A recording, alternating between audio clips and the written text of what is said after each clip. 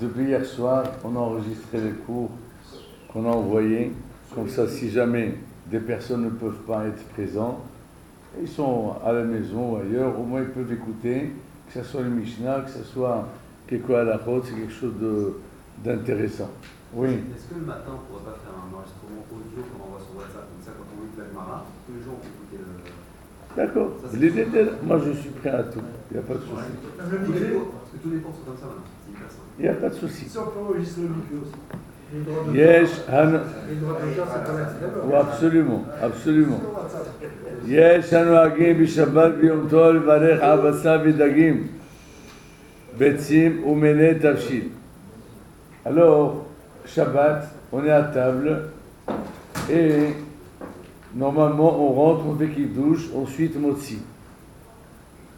Maintenant, dans plusieurs foyers, avant de faire motzi, on fait kiddush et on fait comme ça, appelez ça un apéro, ou bien il consomme différents aliments avec différentes brachot.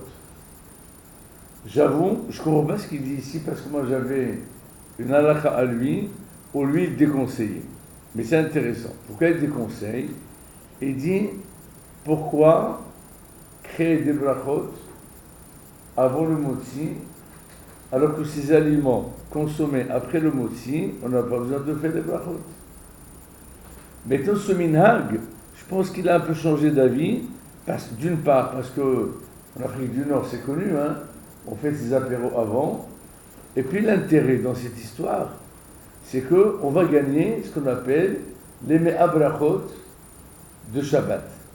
Parce que pendant la semaine, Baruch Hashem, on peut assurer les 100 brachot quotidiennement, à raison de 3 fois 19 brachot de la Hamida, à raison il y a une vingtaine de brachot de Birkot HaShahan, ajouter 7 brachot de Shema Israël, oui, le matin et le soir, ajouter Birkat Hamazon, si on veut Birkat Hamazon, ajouter tous les aliments qu'on mange. Le Rambam, ce matin d'ailleurs, le Rambam, il fait le calcul, il dit, il n'y a pas de souci, on a les 100 brachot sans problème. Il reste qu'au Shabbat, ce qui nous totalise les 100 brachot, c'est surtout la Hamida. Dans la Hamida, il y a 19 brachot. Au Shabbat, il n'y a pas 19, il y a 7. Vous imaginez? Alors on est handicapé d'une bonne partie des brachot.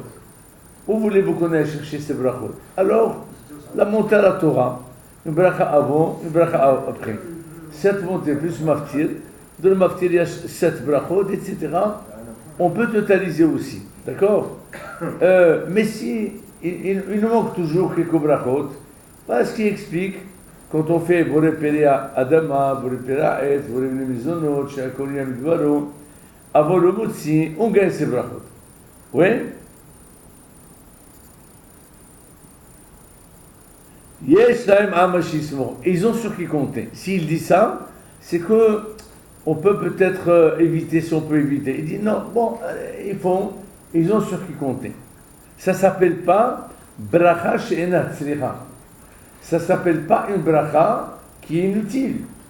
Si tu manges ces aliments après motzi, tu n'auras pas besoin de faire la bracha. Ver hiluk bazeh ben anashim et nashim. Il n'y a aucune différence entre les hommes et les femmes. Même les femmes sont tenues de réciter les brachot. Oui? Maintenant, im achlou mehem kazaïd kodem masouda, qu'en est-il? On va manger une quantité. Quand on mange moins que 27 grammes, on ne fait pas bracha harona, la bracha initiale, la bracha finale. La bracha initiale, on la fait quelle que soit la quantité. La bracha finale, on ne la fait que on mange kazaïd. On ne mange pas kazaïd, on ne fait pas voler les fachot, ni alaes, etc.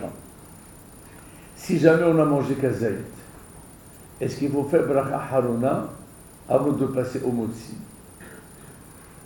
Il dit non. Pourquoi? Parce que le Birkat Hamazon qu'on va faire après le repas, il va acquitter toutes les brachot que nous allons, des aliments que nous avons consommés avant Motzi. Je ne sais pas quand est-ce que j'ai dit ça, il y a la semaine dernière, quelqu'un était étonné. Je crois que c'est David, comme d'habitude. David, il est un peu... Alors. Vous avez dit que si on en fait un repas, pas de problème. Oui, mais c'est pas un repas, c'est un apéritif. Vous m'avez suivi ce que j'ai dit? J'ai compris. Je répète. Non, attendez, Haval, on ne va pas discuter dans l'air. Je répète. C'est quoi le problème? Le problème, c'est que je fais un apéro avant, je fais Motzi Birkat Hamazon. Qu'en est-il? Dois-je faire Bracha Haruna après l'apéro, avant de faire Motzi? Oui ou non? Hein? Non. Pourquoi? Parce que l'apéritif, c'est l'entrée en matière du repas. C'est vous. C'est vous qui dites l'entrée en matière. Mais s'il y en a quelqu'un qui fait un repas avec l'apéritif, il fait Bracha Haruna, il rentre chez lui. À ce moment-là, quelqu'un qui vient chez moi, il fait l'apéritif, il fait Bracha Haruna, il rentre chez lui. Et il refait après son Motzi. Non. On mange une quantité. Moi, je dis non. D'accord, je respecte. Il n'y a pas de problème. C'est ça la Ah non, mais non, attendez. Non, mais lui, il est catégorique. Que dans la halakha, il dit peut-être il faut faire bracha haruna avant de passer au motzi. Parce que tout ça, tous ces aliments David ont été consommés avant le motzi. Donc on aurait dû faire bracha haruna si on mange la quantité. Vous voulez que je vous dise? Vous savez ce qu'il dit lui?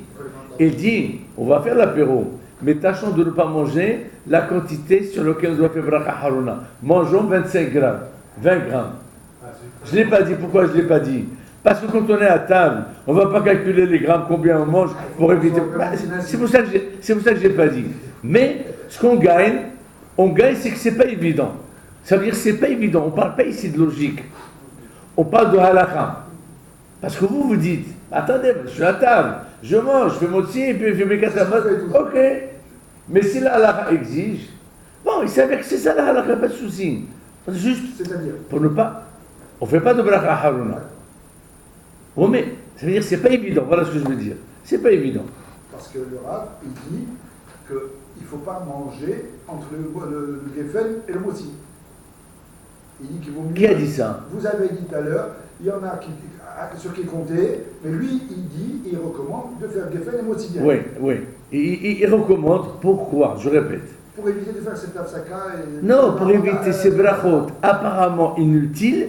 Si jamais on mangeait tout ça après motzi, je ne ferai pas de brachot. Pourquoi vous les mangez avant et vous créez des brachot brachenat sricha?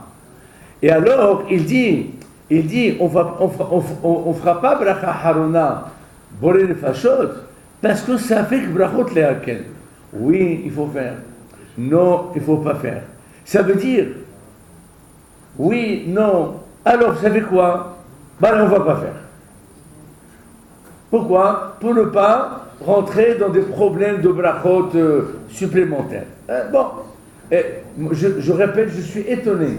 Il me semble avoir lu à 3-4 ans, mais vous savez que, juste pour votre information, les éditions changent. Oui, il y avait une petite édition initiale d'un volume. C'est passé en 2 volumes. Et c'est passé aujourd'hui, ça c'est la dernière qu'on a de l'année dernière, de 2017. Oui. Et chaque fois, il améliore. Parce que c'est quoi le Yakut Yosef? Yakut Yosef, c'est le résumé de toute la série de la Bia Omer, de Rabbi Obadiah Yosef. Son fils, qu'est-ce qu'il a fait? Il a mis toute cette chouvote longue.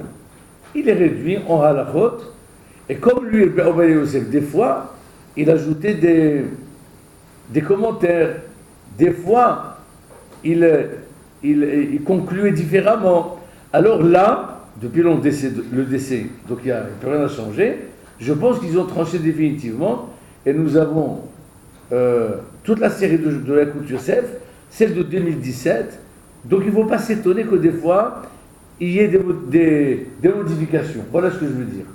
Conclusion, en ce qui concerne cette halakha, tout ce qu'on consomme avant motzi, on ne fait pas bracha haruna, on fait motzi, et Birkat Hamazon va couvrir tout ce qui a été consommé avant. Ouais.